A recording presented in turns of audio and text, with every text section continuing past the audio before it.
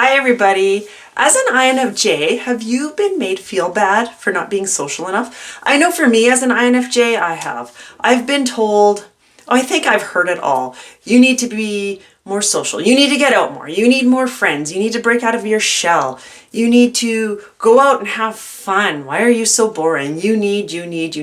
And that whole time when I hear that, not so much now, but before, because I hear it my entire life, I used to just think in my head, I need you to leave me alone and stop talking to me. That's what I wanted to say to them. But instead, I would feel shameful about who I was. I would feel guilty. I would feel like there was something wrong with me because I wasn't being social enough. And it really hacked on my self-esteem and self-worth. So I thought this would be a fun topic to talk about today and share with you what helped me get over feeling shame and guilt about not being social enough. Now it doesn't bother me at all. I like my monk time, monk out, my monkhood. So welcome to my channel. My name's Trina Bretnell. If we haven't met before, I'm an INFJ coach. I am so happy you found my channel, and I am so happy that you're returning. If you're returning to watch this, I hope you guys find this helpful. I think this will be a fun topic to talk about. Sadly, society often values extroversion. And it's very sad. This makes me very sad because studies show that society is made up of 50% extroverts and 50% introverts, right? On average. It seems like there seems to be a little more extroverts, so I'm not sure how accurate those studies are, but we're going to go with them anyway. So it's really sad that society values extroversion. Now, it really depends on where you're at, too. North America, it really values extroversion, but I have heard of different places in the UK where they're more introverted societies. So that depends on where you're at. But it still makes you feel pressure to conform to those standards, especially if you're in North America and it's all about being social. When we don't, we feel, and we're made feel, shame and guilt about who we are, that there's something wrong with us, right? Especially when you're hearing it constantly, like, oh, you're so boring. You need to get out more. You need to break out of your shell. I know even as a kid, I was told that, oh, well, you need to have extracurricular activities and you need to be doing this and you need to go out with your friends. And I hated it. I mean, that all sounded horrible. And then when I grew up and I've got a job and I got my career, I couldn't wait for 5 o'clock to come around on a Friday so I could leave and I wouldn't have to see people. Not because I hate people, because I was exhausted, I was done, and I just needed to go home and I needed to be by myself. I got labeled a non-team player for that in my job.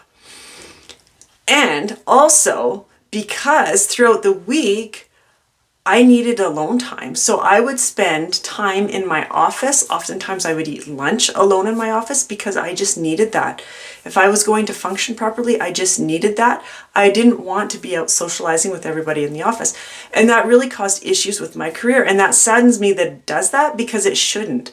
It shouldn't. Extroverts get their energy from outside, being around people, socializing. Introverts get it from inside, spending time by themselves. The energy I'm talking about is that energy so that we can show up at our best later on, right?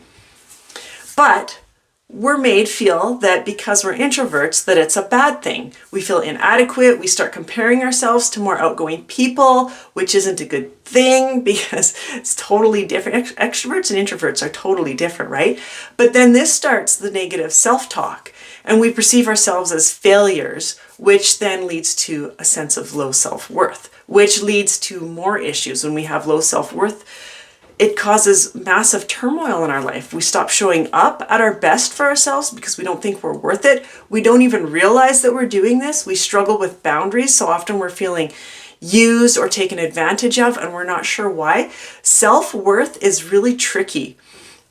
Lots of times we don't even realize that that's what we're struggling with, or that it's linked to one of our struggles. Anyway, that's like getting off topic, but I just wanted to throw that in because that was a huge game changer for me when I realized how much of our self-worth is impacted by the life that we have led and by stories that we have been told about ourselves. And oftentimes we forget about our self-worth and we'll do work on other parts of ourselves thinking that's going to help, but it doesn't always. And it does really impact a lot of what's going on with us. But it's important, getting back on topic, I went on a rant there, but that was important. It's also important for an INFJ to understand their personality type. Many INFJs don't understand. Many people don't understand the difference between extrovert and introvert, like I had mentioned earlier.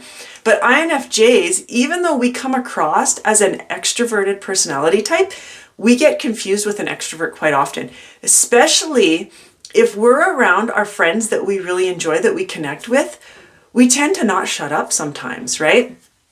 I know for me, if I'm with people that I don't connect with, I'm like mute. I won't say a word, I don't talk, nothing. If I connect with somebody, I will talk their ear off until like 4 a.m. in the morning. I have done that, trust me. So we will get confused for extroverts. However, we are not. We are very much introverts. One introvert type that actually requires a significant amount of alone time. Because we are deep thinkers, we use our deep thinking to understand the world around us. So we need that time to be able to keep coping with the world around. I don't like using the word coping, but basically that's what it is, right? We need to understand the world around us, so we need the deep thinking. In order for us to do that, we need to be alone. We need quiet time. I mean, I do it with my partner Jay and my son Tyver around, but they're both introverts too, so they're usually doing their thing, and that's when I can do my deep thinking. We are also intuitive empaths, so we pick up on emotions and feelings all the time, which other personality types don't. And if they don't understand this. So when we're going into a social event, or say we've worked all week in an office, especially if you're in an office where you don't have your own private office, you've got cubicles, we're constantly picking up those emotions, those feelings from people around us all the time, right? It's always, our brain is constantly taking in information. It's exhausting. People that don't experience that have no idea. Anyway, so we're on that work week and we've done that. Friday rolls around and everybody wants you to go out with them. Well, you're already mentally spent, because you've just picked up on all that information.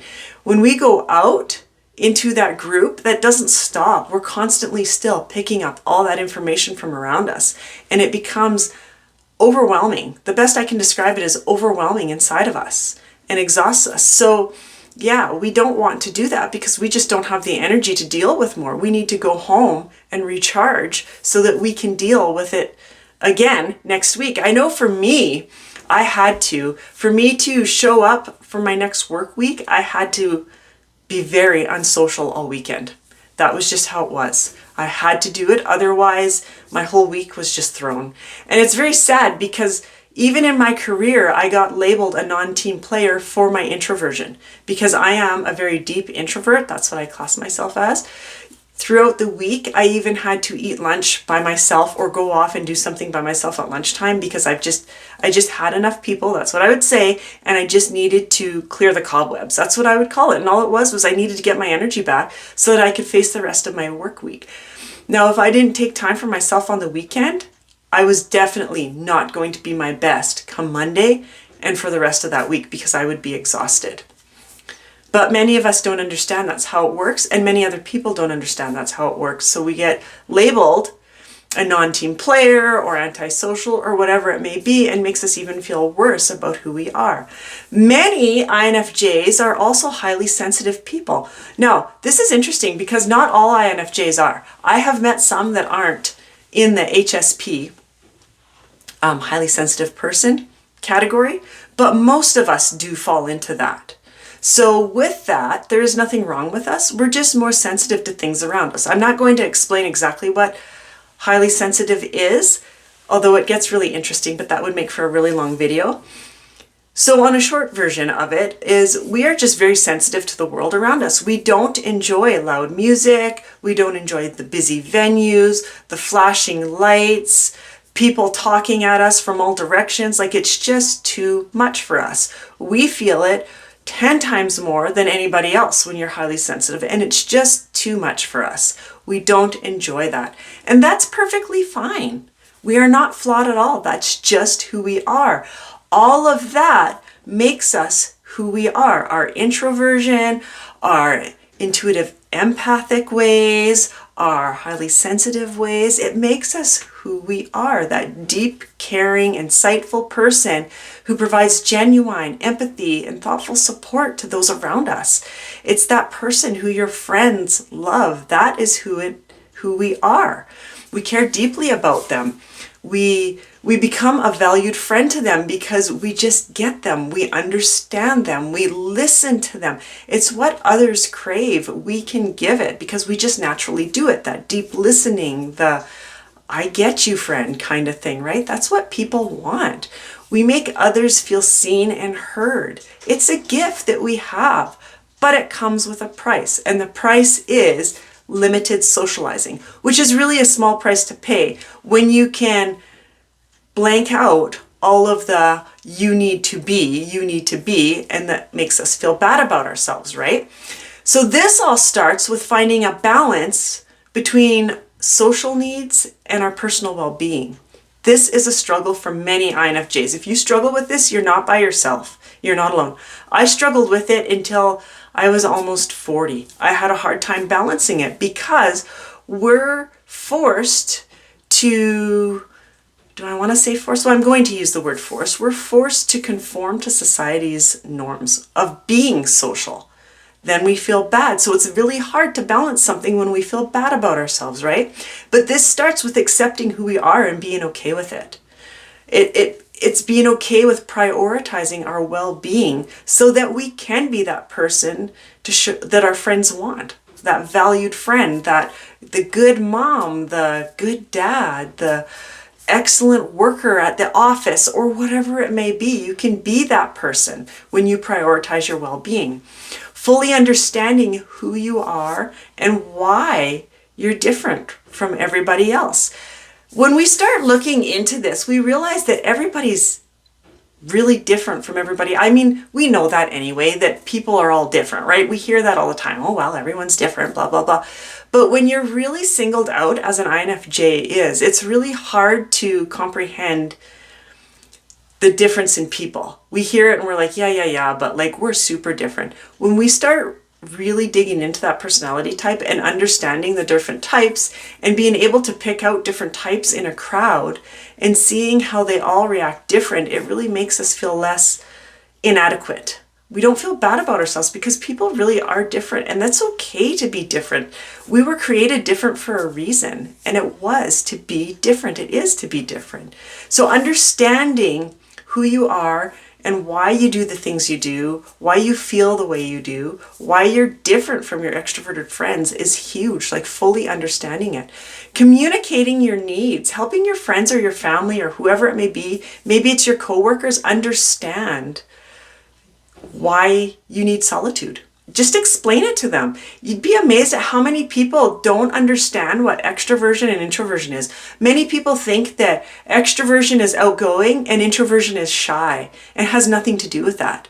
I know many outgoing introverts, and I know many less talkative extroverts. It has nothing to do with that. But most people believe that's what it is, and they've got the wrong belief on it. So when they see you out there being social and talking and striking up conversations, then all of a sudden you just disappear. They don't understand. So explaining really what extroversion and introversion means, that it's all about energy, it has nothing to do with talking, is a huge start, because lots of people don't understand. And remember, it's okay to be who you are. Give yourself permission to be who you are. If you don't want to go out, it's fine. They can go out. You go do your thing so that you can show up your best for them later. And that's okay. There's nothing wrong with it. INFJs, we are not large group people. Large group people? Yeah, that's the word I'm going to use. We're not big people persons. That's what I'm going to say. Big group people persons. There's nothing wrong with it. We don't like those large groups, and that's okay. Focus on the meaningful connections. That is where you're going to get your fulfillment, are those deep, meaningful connections, like the one-on-one, or maybe you only have like 2 really good friends. Focus on that, because that's what's going to give you fulfillment. And really that's what it's about. The large number of friends isn't going to give you any fulfillment. It's going to give you overwhelm. So avoid that. It's not worth it. I hope you found this helpful. I would love to invite you to share how you balance your socializing and your introversion. Because it's a huge issue. It's a huge struggle, especially for parents. I see this come up lots on social media. So I would love for you to share any tips that you have so we can help each other in the comments below. I hope this was helpful. If it was, please like my video and I invite you to subscribe to my channel. Until then, I will talk to you later. Have a fantastic day and see you soon. Bye for now.